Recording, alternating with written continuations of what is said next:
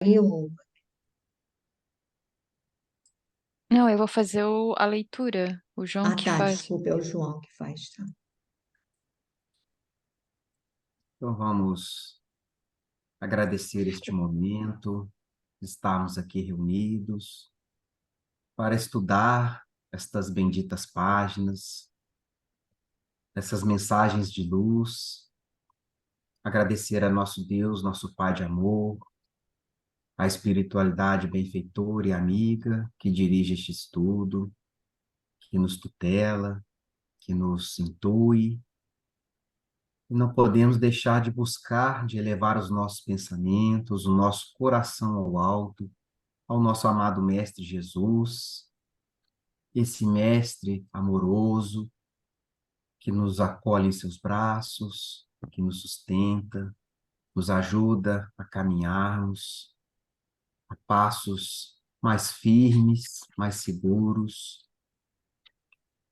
E essa semana se iniciando, querido Jesus, nós possamos estar atentos, vigilantes, para as infinitas oportunidades que a vida nos apresenta de servirmos em sua causa, de nos aprimorarmos, de nos melhorarmos, estarmos atentos, não perder ao ensejo de lutar contra as nossas dificuldades, contra as nossas mazelas, nossas imperfeições, que não as percamos de vista, pois só assim atingiremos mais luz em nosso íntimo, mais claridade em nossa visão,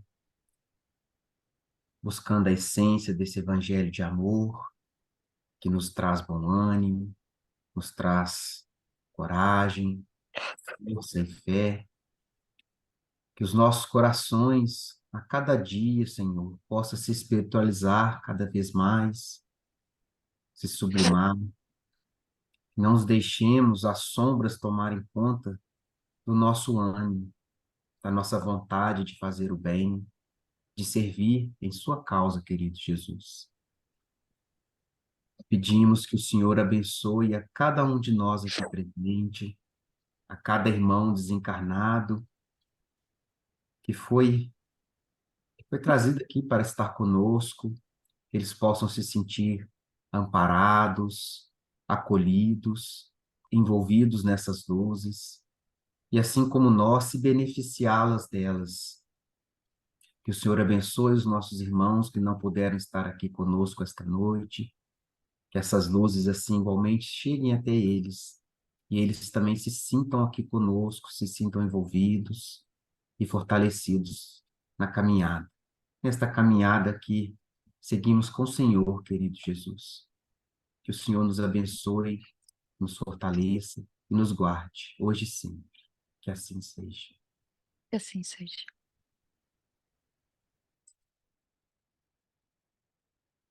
Conta de si. De maneira que cada um de nós dará conta de si, mesmo a Deus. Paulo, Romanos, capítulo 14, versículo 12. É razoável que o homem se consagre à solução de todos os problemas, alusivos à esfera que o rodeia no mundo. Entretanto, é necessário saiba a espécie de contas que prestará ao Supremo Senhor, ao termo das obrigações que lhe foram cometidas. Inquieta-se a maioria das criaturas com o destino dos outros, descuidadas de si mesmas. Homens existem que se desesperam pela impossibilidade de operar a melhoria de companheiros ou de determinadas instituições. Todavia, a quem pertenceram de fato os acervos patrimoniais do mundo? A resposta é clara, porque os senhores mais poderosos desprender-se-ão da economia planetária, entregando-a a novos operários de Deus para o serviço da evolução infinita. O, ar- o argumento, contudo, su suscitará certas perguntas do cérebro menos avisados. Se a conta reclamada refere-se ao currículo pessoal, que tem o homem a ver pelas contas de sua família, de sua casa, de sua oficina? Cumpre-nos então esclarecer que os companheiros da intimidade doméstica, após do lar, as finalidades do agrupamento em que se trabalha pertencem ao Supremo Senhor, mas o homem, na conta que lhe é própria, é obrigado a revelar sua sua linha de conduta para com a família, com a casa que se asila, com a fonte de suas atividades comuns. Naturalmente, ninguém responderá pelos outros. Todavia, cada espírito em relacionamento, o esforço que lhe compete será compelido a esclarecer a sua qualidade de ação nos menores departamentos da realização terrestre, onde foi chamado a viver. Eu, eu não, s- eu não sei se eu saberia como interpretar esse. Seria mais a situação de muitas vezes as pessoas não tomam conta, tipo assim, não cuidam de si e querem cuidar dos outros? Para mim, eu achei um pouco mais complicado. Pepita, tu podia me ajudar para fazer a É, reflexão? ele vai deixar claro que cada um dá conta de si. Mas aqui ele diz que a maioria das pessoas se inquieta pela vida dos outros, né, com o destino dos outros, descuidando-se de si mesmo. Aí a gente fica sempre, não temos o hábito de julgar que fulano tem que fazer assim, tem que fazer Uhum, assado, deve ser assim, deve ser assado. E aí, às vezes, a gente acaba não prestando atenção nas nossas atitudes, nas nossas escolhas, nos nossos atos. E aí ele vai deixar, e ele pergunta: a quem pertencerão de fato os acervos patrimoniais do mundo? A quem pertence? A quem cabe essa responsabilidade? E aí ele vai dizer que a resposta é clara: para os senhores mais poderosos, desprender-se-ão da economia planetária, entregando a novos operários de Deus. Ou seja, nós não somos donos de nada, nós somos apenas usufrutuários de tudo. Somos usufrutuários do corpo que nos atende, somos usufrutuários da família aonde estamos, da casa que a gente acha que tem o papel passado, escritura, sou proprietário, me pertence, e na realidade a gente é o usufrutuário. Aí a gente percebe que, às vezes, por exemplo, vocês estão falando dessas calamidades todas, quer dizer, essas pessoas de uma hora para outra, muitos perderam a casa, outros perderam o automóvel, outros perderam tudo, né? Até a família e tudo, e de repente a pessoa percebe que ela não era dona de nada. Aí é que ele vai dizer, e Deus é que vai passar o serviço aos outros. Então ele diz assim, o argumento, contudo, suscitará certas perguntas dos cérebros menos avisados. Ou seja, muitas pessoas questionam se a conta reclamada refere-se ao círculo pessoal apenas, se eu tenho que dar apenas conta de mim, não é? Que tem um homem a ver, o que eu tenho a ver com as contas da minha família, do grupo de trabalho, do grupo onde eu estou, o que eu tenho a ver?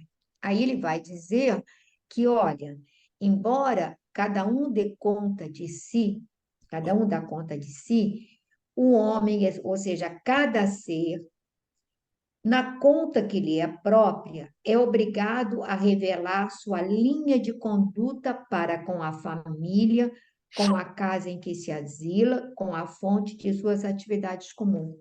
Eu achei isso aqui importantíssimo, porque uhum, a pessoa vai dizer, olha, se cada um dá conta de si, o que eu tenho a ver com a vida dos meus filhos, dos meus netos, dos meus sobrinhos, dos meus genros? Aí ele vai dizer, olha, eu não vou dar conta da vida deles, mas eu vou dar conta daquilo que me competia, né? Nessa relação, nessa convivência, o que que eu fiz para, de alguma maneira, acrescentar, esclarecer, auxiliar, amparar, nortear muitas vezes as escolhas quando possível. Então, disso eu vou ser cobrada. Eu não vou dar conta propriamente da vida deles, eu vou ser chamada para dar conta da minha. Mas nesse dar conta da minha, entram as minhas ações com relação a essas pessoas todas. Ou seja, meu filho vai dar conta da vida dele, mas vão me perguntar: você foi boa mãe? Você fez aquilo que lhe cabia para educar, para orientar, para sinalizar o perigo, não é? Você, no trabalho, aquela empresa, aquele isso, mas você fazia a sua parte na empresa? Você tinha obrigação de fazer o melhor possível, de contribuir da melhor maneira, enfim. Então, isso, você cumpria o seu dever? Isso vai me ser cobrado. Uhum. Embora eu não tenha que dar conta pelo que o meu chefe fez ou deixou de fazer, mas eu vou dar conta se eu cumpri ou não com o meu dever e se eu fiz aquilo que, além do dever, eu podia ter feito e não fiz.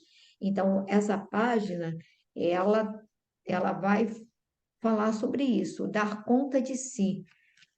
Então, cada um de nós vai realmente dar conta de si. Só que nessa conta está o pacote, ou seja, eu não tenho que dar conta do meu filho, nem do meu marido, nem de ninguém. Mas o que que eu fiz que amenizou ou agravou a vida deles? Isso está na minha conta, né? Isso está na minha conta. Não sei se eu fui clara. Foi. Então, vocês querem fazer algum comentário a esse respeito? Todos podem fazer comentário. Ô, Pepita, isso que você colocou, eu acho que até, né, essa frase aqui, inquieta-se a maioria das criaturas com o destino dos outros, descuidadas de si mesmas. Acho que resume isso que você acabou de dizer aí, né? Porque eu lembrei até uma passagem que a cada um segundo as suas obras, né? Nos remete a isso também, né? É, a gente, às vezes a gente fica muito preocupado, né? Com o que o outro está fazendo, está deixando de fazer, muito preocupado em ditar as regras, né, de querer mudar, querer, né? Tá sempre querendo impor para o outro, colocar para o outro, e a gente acaba, né, não dando conta de nós mesmos, né? E com essa preocupação de querer transformar algo, mudar algo, e a gente mesmo não promovemos as mudanças, né? Acho que esse conta de si, acho que é a nossa consciência também que pede contas de nós mesmos, né? Das nossas ações, né? E a gente discernir até onde nos cabe as nossas ações, né? Até onde a gente pode inferir no outro, a gente achar essa justa medida, né? Até onde a gente pode decidir o que que o outro pode, não pode, o que que o outro vai fazer ou não, né? Porque cada um tem seu livre-arbítrio, nós somos individualidades, somos seres que temos escolhas, vontades, né? Temos as nossas bagagens, e é o que você disse, igual a gente tem filho, né? A gente pensa assim, eu acho que o que mais nos move é os nossos exemplos, né?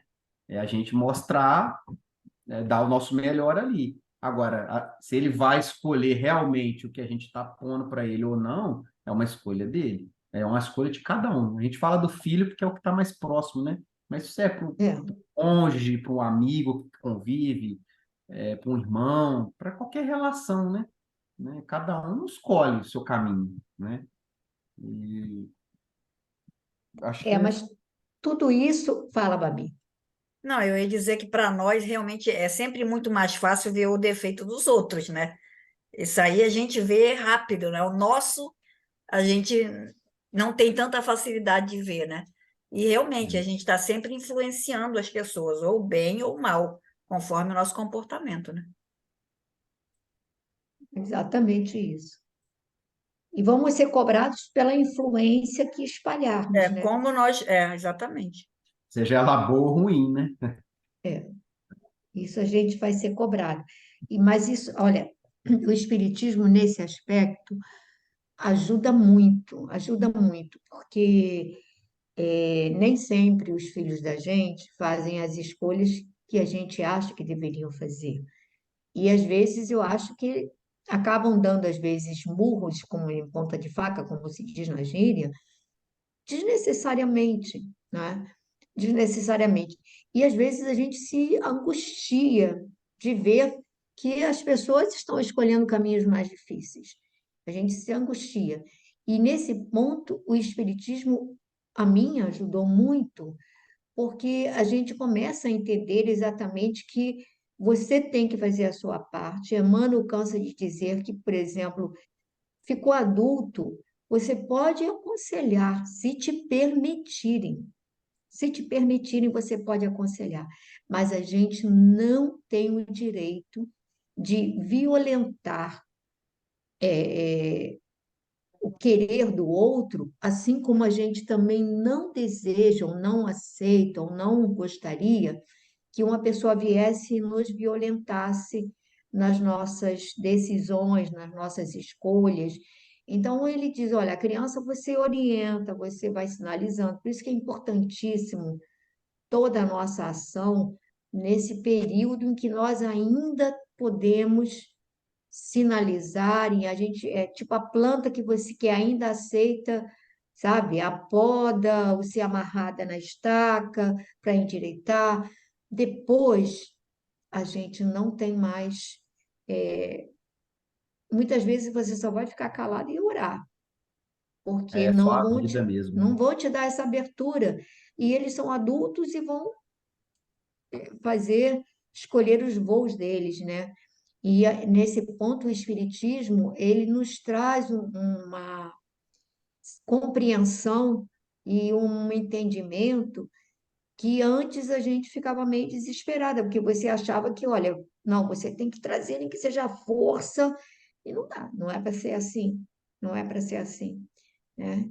Então, mas vamos lá, que É.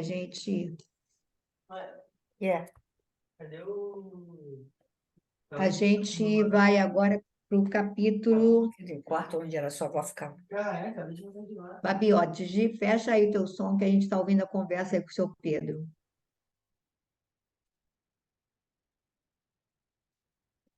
Bom, o capítulo é o 49, Regressando à Casa.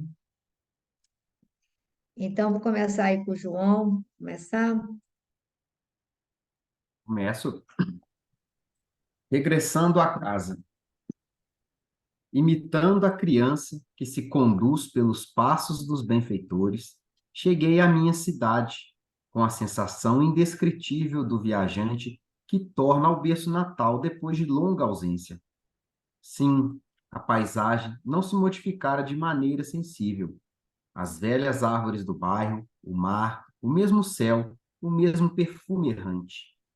Embriagado de alegria, não mais notei a expressão fisionômica da senhora Laura, que denunciava extrema preocupação, e despedi-me da pequena caravana que seguiria adiante. Clarence abraçou-me e falou: Você tem uma semana ao seu dispor. Passarei aqui diariamente para revê-lo, atento aos cuidados que devo consagrar aos problemas da reencarnação de nossa irmã. Se quiser ir a nosso lar, aproveitará minha companhia. Passe bem, André. Último adeus à dedicada mãe de Lísias e me vi só, respirando o ar de outros tempos a longos haustos. Não me demorei a examinar pormenores. Atravessei celeremente algumas ruas a caminho de casa. O coração me batia descompassado à medida que me aproximava do grande portão de entrada. O vento, como outrora, sussurrava carícias no arvoredo do pequeno parque. Desabrochavam azaleias e rosas, saudando a luz primaveril. Em frente ao pórtico ostentava-se garbosa palmeira que com Zélia eu havia plantado no primeiro aniversário de casamento. Ébrio de felicidade, avancei para o interior. Tudo, porém, denotava diferenças enormes.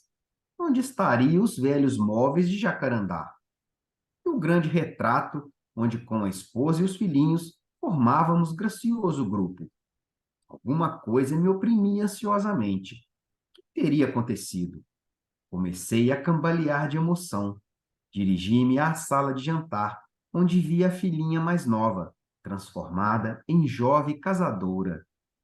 E quase no mesmo instante vi Zélia, que saía do quarto, acompanhando um cavalheiro que me pareceu o médico à primeira vista. Gritei minha alegria com toda a força dos pulmões, mas as palavras pareciam reboar pela casa sem atingir os ouvidos dos circunstantes. Compreendi a situação e calei-me, desapontado. Abracei minha companheira com o carinho da minha saudade imensa, mas Zélia parecia totalmente insensível ao meu gesto de amor. Muito atenta, perguntou ao cavalheiro alguma coisa que não pude compreender de pronto.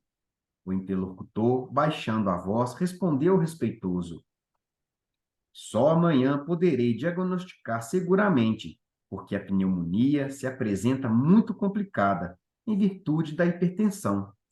Todo cuidado é pouco. O doutor Ernesto reclama absoluto repouso. Quem Quer se... dar uma, quer dar uma paradinha para comentar Sim. essa Aham. página aí? Aqui a gente vê que ele, enfim, né, é, pelo júbilo dele aqui, né, por ele até narrar essa alegria de uma criança, né, você falando, né, Pepita, das crianças, né, que é um olhar, um sorriso de uma criança, então a gente tem ideia de quão pura, de quão sincera, de quão intensa era essa alegria dele, né? De retornar ao lar depois de tanto tempo, né? Tanto tempo fora, ansiando a esse reencontro, né? Aí ele retorna, né? Aí pelo visto, ele deixa a caravana não próximo à casa, né? Aí ele vê, ele vai reconhecendo, né? Vendo que ainda são as mesmas árvores no mesmo do bairro, o mar, o céu, reconhece o perfume, né? E ele naquele êxtase, né? Ele se dirige, né? Se despede da caravana. Ele é recomendado por Clarencio, né? Que Clarencio diz que vai lá ter com ele, né? É, acho que todos os dias, né? Que ele fala aqui, né?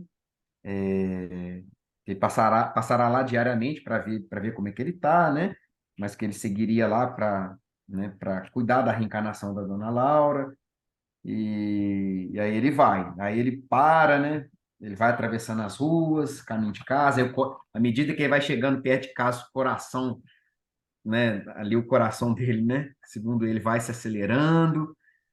E aí ele reconhece, né? Chega na porta de casa, no pórtico da sua casa, ele reconhece lá a palmeira que ele havia plantado com a esposa. Aí vai vindo, né? Todas as suas reminiscências, todas as suas lembranças saudosas do casamento, né? Que foi do primeiro aniversário de casamento.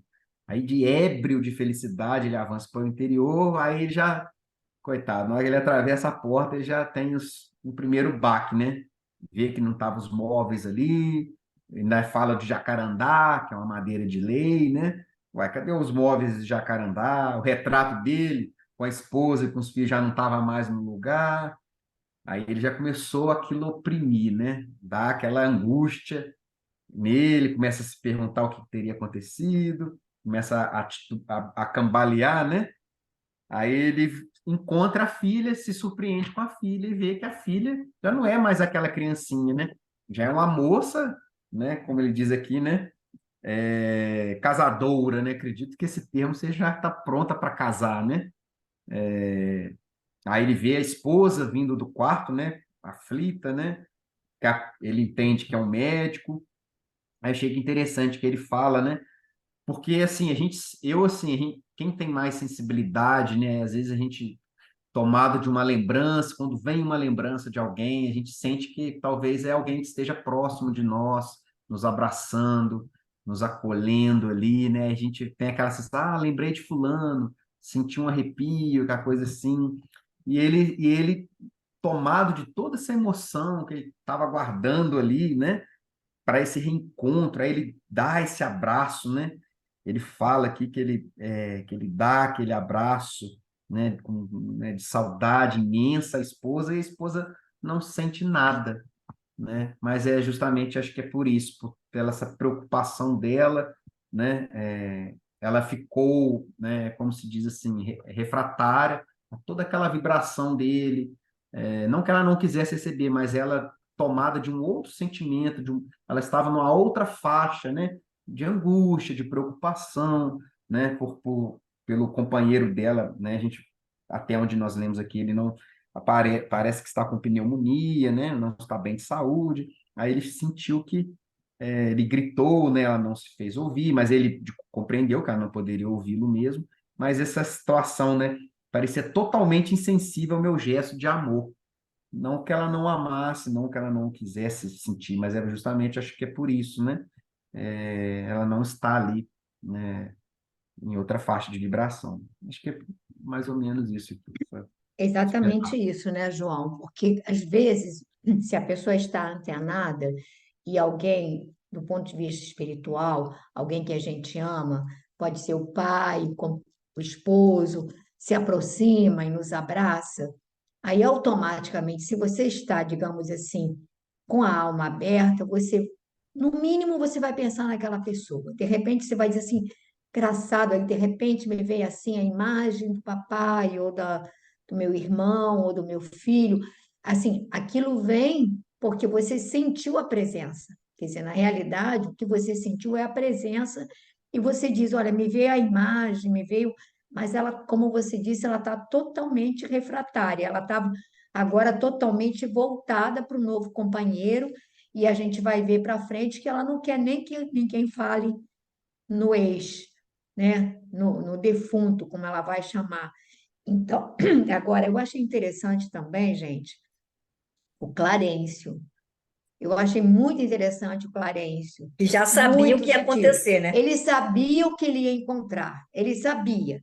Mas aí pega e diz para ele assim, simplesmente: é, você tem uma semana ao seu dispor, passarei aqui diariamente para revê-lo, atento aos cuidados que eu devo consagrar aos problemas de reencarnação de nossa irmã Lara. Mas deixa estar que o Clarencio, ele é o tutor espiritual do André Luiz. E aí, perante, assim, por gratidão à mãe dele, coisa e tal, ele assumiu esse compromisso. Então, ele vai passar lá todo dia para ver como o seu tutelado vai reagir à situação que ele vai encontrar. Mas ele não, em momento nenhum, ele o prepara para nada. Agora você está à prova, você vai lá, vai ter a prova. Aí ele vai dizer: se quiser ir a nosso lar, aproveitará a minha companhia. Passe bem, André. Passe bem. Ou seja, agora é contigo. Você não foi advertido, agora vamos ver como você vai reagir às situações. E aí agora vão se apresentar as situações aí para ele, né? A Vivian quer continuar a leitura? Quer dizer, também não sei se vocês não querem fazer algum comentário a mais a respeito desse trecho, não? Então lê aí, Vivian. Quem seria aquele doutor Ernesto? Perdia-me num mar de indagações, quando ouvi minha esposa suplicar ansiosa. Mas, doutor, salve-o por caridade, peço-lhe. Oh, não suportaria uma segunda viuvez. Zélia chorava e torcia as mãos, demonstrando imensa angústia. Um corisco não me fulminaria com tamanha violência. Outro homem se apossara do meu lar. A esposa me esquecera. A casa não mais me pertencia. Valia a pena ter esperado tanto para colher semelhantes desilusões? Corri ao meu quarto, verificando que outro mobiliário existia na alcova espaçosa. No leito estava um homem de idade madura, evidenciando um melindroso estado de saúde. Ao lado dele, 3 figuras negras iam e vinham, mostrando-se interessadas em lhe agravar os padecimentos. De pronto, tive ímpetos de odiar o intruso com todas as forças, mas eu já não era o mesmo homem de outros tempos. O Senhor me havia chamado aos ensinamentos do amor, da fraternidade e do perdão. Verifiquei que o doente estava cercado de entidades inferiores, devotadas ao mal. Entretanto, não consegui auxiliá-lo imediatamente. Assentei-me decepcionada e acabrunhada, vendo Zélia entrar no aposento e dele sair várias vezes, acariciando o enfermo com a ternura que me coubera noutros tempos. E, depois de algumas horas de amarga observação e meditação, voltei cambaleante à sala de jantar, onde encontrei as filhas conversando. Sucediam-se as surpresas. A mais velha casara-se e tinha ao colo o filhinho. E meu filho, onde estaria ele? Zélia instruiu convenientemente uma velha enfermeira e veio palestrar mais calmamente com as filhas. Vim vê-los, mamãe, exclamou a primogênita, não só para colher notícias do Dr. Ernesto, como também porque hoje singulares saudades do papai me atormentam o coração. Desde cedo, não sei por que penso tanto nele. É uma coisa que não sei bem definir. Não terminou. Lágrimas abundantes borbotavam-lhe dos olhos. Zélia, com imensa surpresa para mim, dirigiu-se à filha autoritariamente. Ora essa, era o que nos faltava. Aflitíssima como estou, tolerar suas perturbações. Que passadismo é esse, minha filha? Já proibi a vocês terminantemente qualquer alusão nesta casa a seu pai. Não sabe que isso desgosta o Ernesto? Já vendi tudo que nos recordava aqui o passado morto. Modifiquei o aspecto das próprias paredes. E você não pode me ajudar nisso? A Para filha aí, mais... Maria. Tá, Vamos parar aí? tá. Minha atenção. Aí, na verdade, né, dando continuidade ao que o João já começou a ler,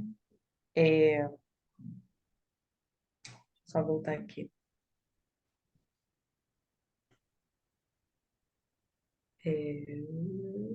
A Zé, ele pergunta, né, ele se questiona quem é o Ernesto, né, que estava ali ocupando o lugar dele. E aí a Zélia fala, né, que pede por caridade ao doutor para, né, salvar ele, porque ela não queria ficar viúva pela segunda vez. E ele via que ela chorava, né, estava angustiada com aquilo. E aí ele fala que por isso que não me fulminaria com tanta violência. Então, acho que naquele momento, acho que a ficha dele cai, né, tipo assim, a minha esposa renovou o lar, tem outra pessoa ali. E aí acho que acho que a gente vai até faz aquele link, né? Ele já não via os móveis, ele já não via as fotos e tinha outra pessoa ali. Ou seja, ele foi totalmente apagado, a história dele ali foi apagada por ela, né? E aí ele fala: outro homem se apossara do meu lar. A esposa me esquecera. A casa não mais me pertencia. Valia a pena ter esperado tanto para colher semelhantes desilusões? Porque tudo que ele construiu, né, que ele esperava, que ele achava que ele ia encontrar quando ele voltasse, na verdade não existia mais. Ele amava Zé, ele amava as filhas, amava aquele lá, e de repente ele, entre aspas, perdeu tudo aquilo, né? Porque ela reconstruiu a vida ali. E aí ele repara, né, que ao lado do Ernesto tinham três figuras negras que iam e vinham, né? Esses espíritos ali que estavam acompanhando ele. E ele relata, né, aquela coisa mais instintiva, né, tipo, daquele sentimento mais humano da gente, né? Quando a gente se depara com essas situações, ele fala que ele teve ímpetos de odiar o intruso com todas as forças, mas que ele já não era mais o mesmo, né? Depois que ele foi para nosso lar, que ele vivenciou, que ele trabalhou, que de fato ele entendeu a doutrina do Cristo, o Cristo, que ele tinha mudado. Ele fala: o Senhor me havia chamado aos ensinamentos do amor, da fraternidade e do perdão. Então ele faz até aquela coisa, né? No primeiro momento, ele tende essa coisa mais materialista que a gente é, né? De egoísmo, de posse, aquilo é meu, eu perdi. Mas aí ele volta a si e ele lembra de tudo que ele aprendeu e que ele vivenciou. Então ele dá aquela freada, né? Ele lembra daquelas situações. Mas ele fala que ele ficou decepcionado, acabrunhado, vendo Zélia entrar no aposento, sair várias vezes. Mas era tudo que ela fazia para ele, ela fazia para essa nova pessoa, né? E era o que ele não queria, não imaginava. E aí ele vai pela casa e ele vê a filha dele mais velha, né, que já tinha um filhinho ali. E ele vai escutando o diálogo e, e ela comenta, né, que ela foi lá visitar todo mundo, mas que naquele momento ela estava indo ali porque ela sentia alguma coisa, né? Na verdade, ela sentiu a presença do pai. E ela fala: singulares saudades do papai me atormentam o coração. Desde cedo não sei por que penso tanto nele. É uma coisa que não sei bem definir. Mais para frente no capítulo, né, a gente vê que ela segue uma vertente, eu vou dar spoiler aqui, antes da gente ler, então que ela já se afina mais, ela já sente mais a presença dele, então por isso aquele sentimento que as outras pessoas vão acabar não entendendo muito bem. Então ela se liga e foi o que a gente falou, você falou um pouquinho antes lá, né, a gente, em relação a ela, quando ele vai abraçar a Zélia, ela não sente isso, ela tá de coração aberto, ela se afina com ele, ela sente falta dele, então ela sente aquela presença ali. E aí, nesse momento, a mãe dela, né, dá uma segurada nela, recrimina ela, faz esses questionamentos, porque na verdade ele era uma persona não muito grata ali naquele momento, porque o Ernesto não gostava, então ela queria que não fosse mais falada, nem pensada. Ela corta um pouco a filha. É isso mesmo. Agora, tem um detalhe que, além, primeiro, ele fala das três entidades que estavam ali, e depois ele vai falar mais ainda. Verifiquei que o doente estava cercado de entidades inferiores devotadas ao mal e que estavam agravando o quadro. Olha, isso a gente tem testemunhado inúmeras vezes, porque o quadro, às vezes, da enfermidade é complicado e não melhora, aí, de repente, de um minuto para o outro, quando há uma intervenção espiritual, o quadro reverte quase que assim, você não sabe como que reverteu tão rapidamente. Eu me lembro quando o meu filho, um dos gêmeos, Daniel, ele estava com dengue hemorrágica, e aí ele ficou vários dias internado, e ele estava com aquela proteção toda, com aquelas roupas para não encostar, que inflavam, aquilo, não sei como é que chama, né, Vivian? Aquilo que infla, desinfla, para que ele não ficasse encostando na roupa de cama, etc e tal. E já tinha feito, assim, várias transfusões de sangue, acho que duas ou três, e aí eles estavam preocupados para não fazer uma terceira, porque achavam, ou terceira ou quarta, era uma coisa assim, já nem lembro mais, porque já tinha renovado, falaram assim, olha, vai renovar o sangue todo, não pode, não sei o quê, não conseguia. E aí eu me lembro que na reunião que nós tínhamos na quinta-feira, veio uma entidade se colocando e falando, enfim, e esse irmão foi atendido. E aí, no dia seguinte, do nada, as plaquetas dele começaram a subir, o quadro mudou, assim, tchum, do nada. Isso aconteceu com meu marido, isso tem acontecido com várias pessoas que às vezes a gente pede, bota no tratamento espiritual, ou faz a intervenção, e aí um irmãozinho é retirado, algum acompanhamento, e aí a pessoa começa a melhorar de verdade. E a gente tem visto isso assim, em muitos casos mesmo. Então, a gente tem que levar sempre em consideração esse fator que normalmente agrava o nosso estado, agrava o ânimo do paciente, agrava o quadro, enfim. E a gente tem visto isso muito aqui na obra do André Luiz também, né? Ele vai falar isso também em Obreiros da Vida Eterna. Bom, alguém mais gostaria de tecer algum comentário sobre esse conflito do André, tão humano, né? Tão nosso, né? Repararam que esse trecho casa perfeitamente com a primeira página, quando ele vai falar de quem, né, a quem pertencem, né? Quem é o administrador mesmo, né, dos nossos patrimônios, da nossa família, a quem pertence tudo isso. A página parece até casada, né, que a gente leu, tem a ver com isso, né? Mais alguém quer falar alguma coisa? Tuane? Não? Tuane está muito meditativa.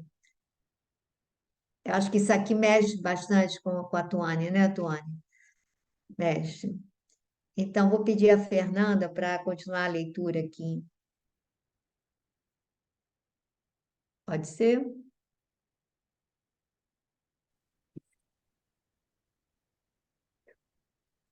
Peraí. É aquele, não.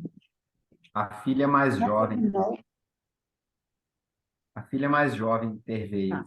A filha mais jovem interveio, acrescentando: Desde que a pobre Mana começou a se interessar pelo maldito espiritismo, vive com essas tolices na cachola, onde já se viu tal disparate. Essa história dos mortos voltarem é o cúmulo dos absurdos. A outra, embora continuasse chorando, falou com dificuldade. Não estou traduzindo convicções religiosas. Então é crime sentir saudade de papai? Vocês também não amam, não têm sentimentos? Se papai estivesse conosco, seu único filho varão não andaria, mamãe, a praticar por aí tantas loucuras. Ora, ora, tornou Zélia nervosa e enfadada. Cada qual tem a sorte que Deus lhe dá. Não se esqueça de que André está morto. Não me venha com lamúrias e lágrimas pelo passado irremediável. Aproximei-me da filha chorosa e estanquei-lhe o pranto, murmurando palavras de encorajamento e consolação, que ela não registrou auditiva, mas subjetivamente, sob a feição de pensamentos confortadores. Afinal, via-me em face de singular conjuntura. Compreendi agora o motivo pelo qual meus verdadeiros amigos haviam procrastinado tanto o meu retorno ao lar terreno. Angústias e decepções sucediam-se de tropel. Minha casa pareceu-me então um patrimônio que os ladrões e os vermes haviam transformado. Nem haveres, nem títulos, nem afetos. Somente uma filha ali estava de sentinela ao meu velho e sincero amor. Nem os longos anos de sofrimento nos primeiros dias de além-túmulo me haviam proporcionado lágrimas tão amargas. Chegou a noite e voltou o dia, encontrando-me na mesma situação de perplexidade, a ouvir conceitos e a surpreender atitudes que nunca poderia ter suspeitado. À tardinha, Clarencio passou, oferecendo-me o cordial da sua palavra amiga e reta.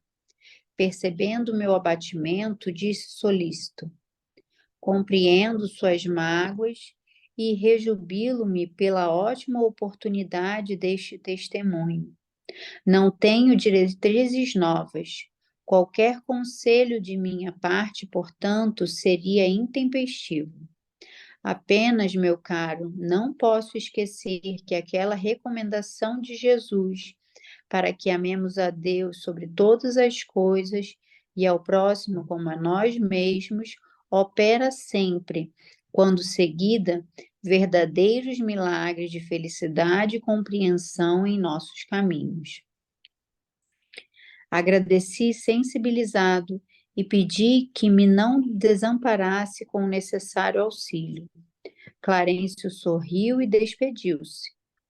Então, em face da realidade, absolutamente só no testemunho, comecei a ponderar o alcance da recomendação evangélica e refleti com mais serenidade. Afinal de contas, por que condenar o procedimento de Zélia? E se fosse eu o viúvo na terra, teria acaso suportado a prolongada solidão? Não teria recorrido a 1000 pretextos para justificar o novo consórcio? E o pobre enfermo? Como e por que odiá-lo? Não era também meu irmão na casa de nosso pai? Não estaria o lar, talvez, em piores condições se Zélia não lhe houvesse aceitado a aliança afetiva? Preciso era, pois, lutar contra o egoísmo feroz. Jesus conduzira-me a outras fontes. Não podia proceder como homem da terra. Minha família não era apenas uma esposa e 3 filhos na terra. Era sim constituída de centenas de enfermos nas câmaras de retificação, e estendia-se agora à comunidade universal. Dominado de novos pensamentos, senti que a linfa do verdadeiro amor começava a brotar das feridas benéficas que a realidade me abrira no coração.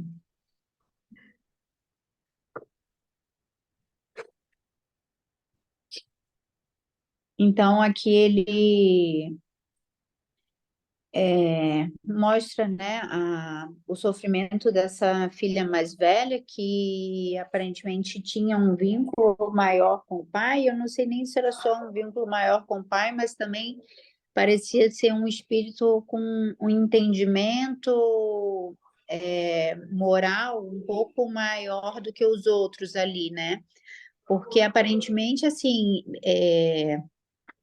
não vejo problema nenhum, né, dela ter se casado novamente, mas também não tinha necessidade nenhuma, né, de pedir que os filhos não citassem mais o nome do pai, né, não tinha necessidade nenhuma de banir aquela pessoa, né, da memória ali dos filhos, né, muito pelo contrário, o ideal seria que ela tivesse, né, mostrado até uma certa gratidão, né, por aquele esposo que ela teve, né, o fortalecimento deles com o pai, né, e isso em nada desmereceria o casamento dela agora, né, mas ela aparentemente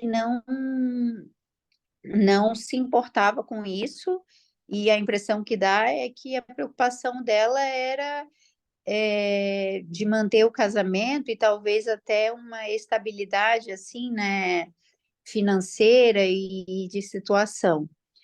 E aí a gente vê que ele consegue, né, consolar a filha mais velha, se aproxima dela e consegue passar para ela assim vibrações salutares e de reconforto, né, que ela se sente melhor.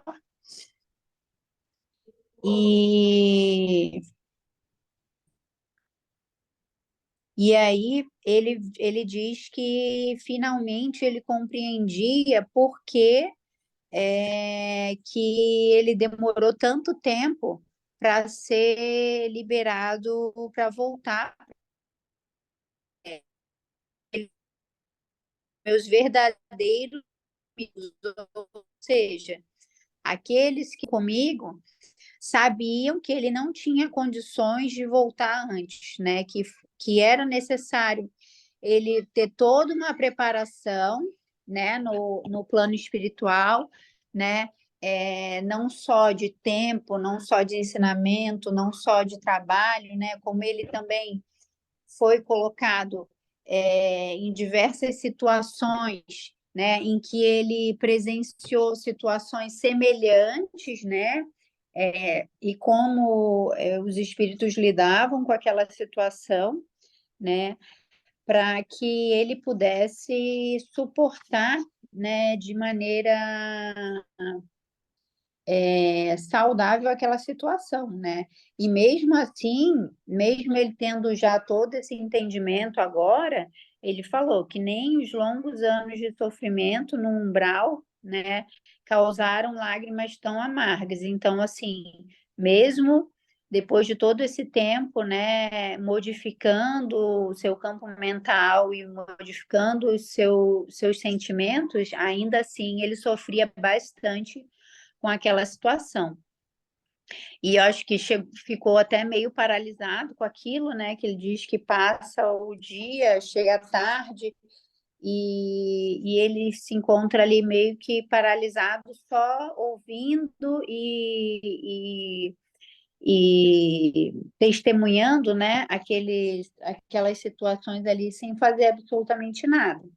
Até que ele se reencontra com o Clarencio, e o Clarencio diz que não tinha nada para dizer, né, que não tinha nada de novo, né, ou seja, tudo que precisava ser dito já havia sido dito até ali, né, todo o conhecimento ele tinha, né, ele diz, não tenho diretrizes novas, ou seja, o conhecimento você já tem, né? Agora basta que você o coloque em prática, né? E ele só faz um lembrete, né? Que Jesus recomendou que amemos a Deus sobre todas as coisas e ao próximo como a nós mesmos. E que isso, quando seguido, né, traz verdadeiros milagres de felicidade e compreensão. Ou seja, só através, né, desse amor realmente, né, com o nosso próximo, é que a gente consegue encontrar o caminho para a verdadeira felicidade, né? E aí, diante dessa colocação, ele começa a refletir, né? Se fosse o contrário, né? Será que eu também não teria me casado novamente? Será que eu também não teria encontrado justificativas, né, suficientes para me casar novamente? Né? Que ele não tinha o direito de julgá-la naquela situação, né? E que hoje em dia ele entendia que a família dele não se resumia àquelas 4 pessoas, né? Que a família dele era constituída de centenas de enfermos, né? Das câmaras de retificação, né? E de todos os amigos que ele construiu ali em nosso lar, né? E na comunidade universal. E quando ele modifica, né, essa maneira dele de ver e de entender as coisas, ele diz que sente a linfa do verdadeiro amor começar a brotar das feridas benéficas que a realidade me abrira no coração. Então, assim, ele só pôde, de fato, vivenciar esse amor verdadeiro, né, a partir daquele sofrimento e daquelas feridas que se abriram, né, que é o que o Clarencio coloca, né, me, me rejubilo pela ótima oportunidade deste testemunho. Então, como quem diz, feliz de ti, né, pela oportunidade que está tendo de testemunhar o verdadeiro amor, né? Muito bem, exatamente isso. E até pensei que Oito você não minutos, fosse né? abordar esse trecho, que é importantíssimo. Quer dizer, ele estava esperando um colinho do Clarencio, aí o Clarencio, simples, simplesmente assim: olha, não tenho nada de novo para te dizer. Você sabe tudo que você precisa fazer. E eu fico feliz pela oportunidade, quer dizer, para ele estava sendo um problemaço, mas eu fico feliz que você esteja se deparando com essa situação para você testemunhar aquilo que você aprendeu. Então, aproveite e vá embora, para que, olha, agora é com você. E às vezes a gente fica rezando, rezando, pedindo para Deus nos tirar as dificuldades, quando são essas dificuldades que vão aferir o nosso progresso, do nosso entendimento, da nossa, né, do que a gente realmente, que a gente estuda, e falar é fácil, mas vivenciar é muito difícil, não é? Depois na avaliação, então a gente ouve vocês que faltam só quantos minutinhos? 6 minutinhos, né? Então é isso, né, gente? Vivenciar é que é difícil. Vamos fazer então a nossa prece. Você quer cantar alguma coisa, Fernando, ou não?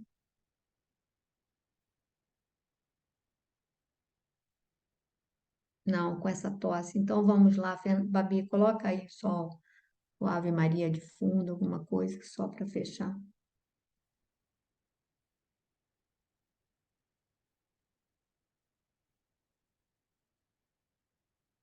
Então nós vamos fazer a nossa prece,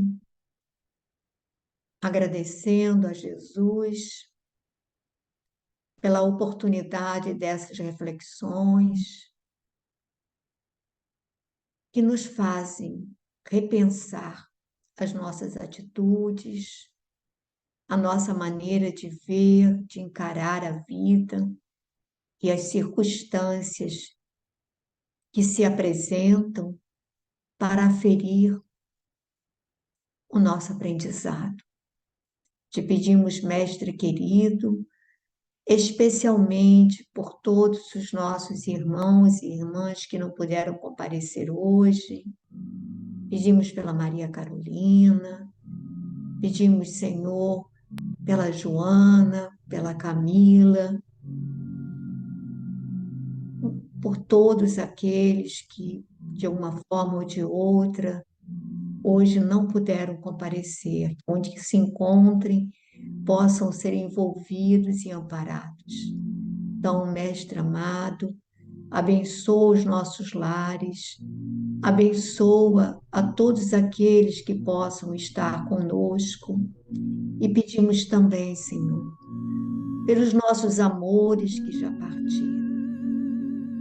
Senhor, nós sabemos que para eles é importante perceberem que nós continuamos a amá-los, que nós continuamos a lhes querer bem, a ter gratidão pela convivência que tivemos com eles. Então, Senhor, onde estiverem nossos pais, nossos filhos ou irmãos, nossos familiares, nossos entes queridos, onde se encontrem no plano espiritual, que eles possam ser envolvidos pelos pensamentos de carinho, de saudade, de fraternidade.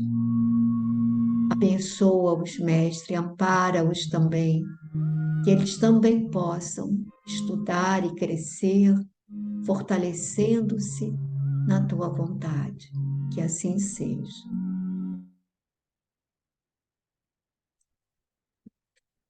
Jefferson, tudo bem? Tudo jóia? Quer fazer alguma colocação com relação a esse capítulo? Não, até abri. Achei bem interessante. Hoje quem escutou comigo, ó, ela até escutou também Oi, na prece a tudo bom, Manuela, Maria Carolina? escutou comigo aqui. Joia. Boa noite, Que, gente. que bom. Aí a gente está aqui, mas eu achei muito bom esse capítulo também, né? Embora eu tenha vindo para cá para concentrar mais um pouquinho mais tarde, mas foi muito legal, tá, Pepito? Tá bom. Um beijo aí para vocês. Isabela?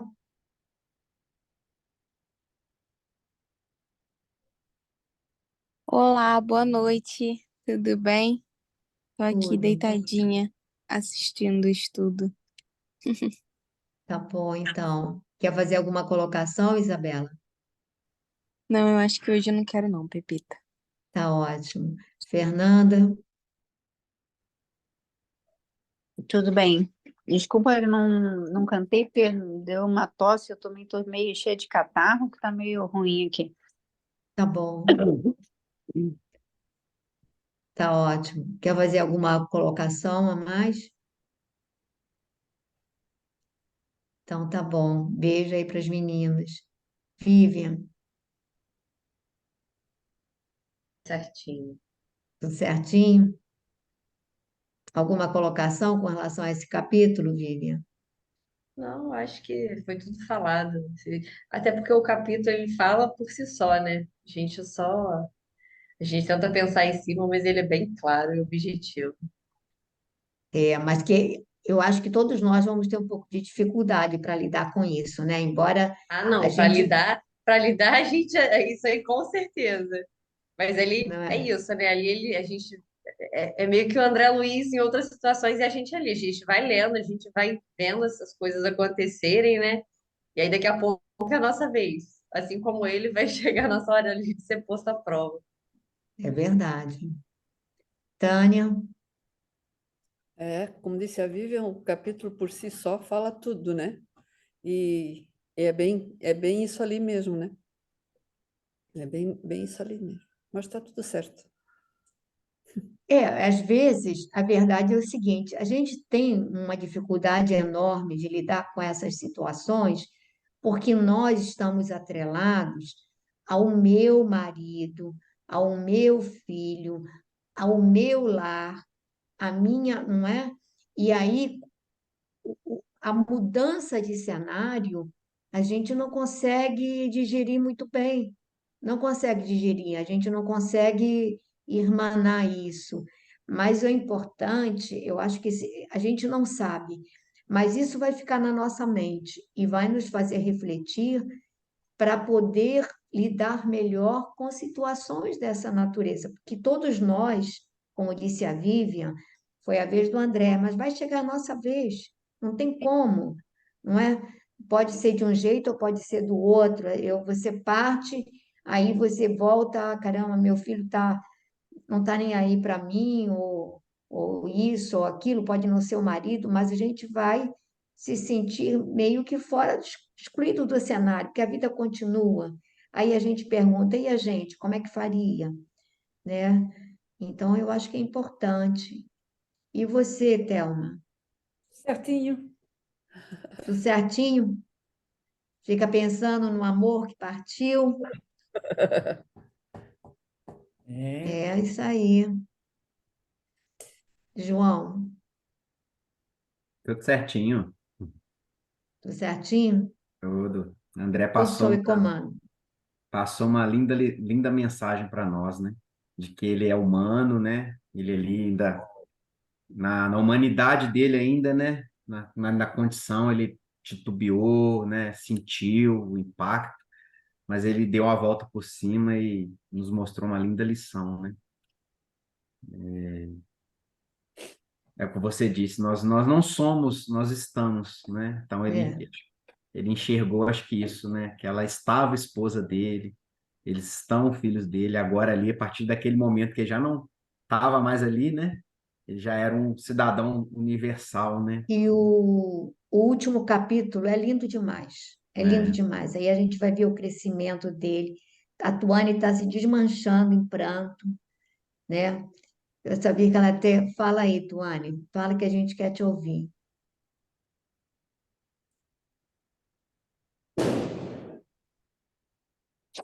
Não consigo.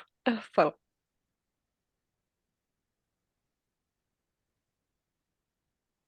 Não consegue pensar nessas situações ainda, né?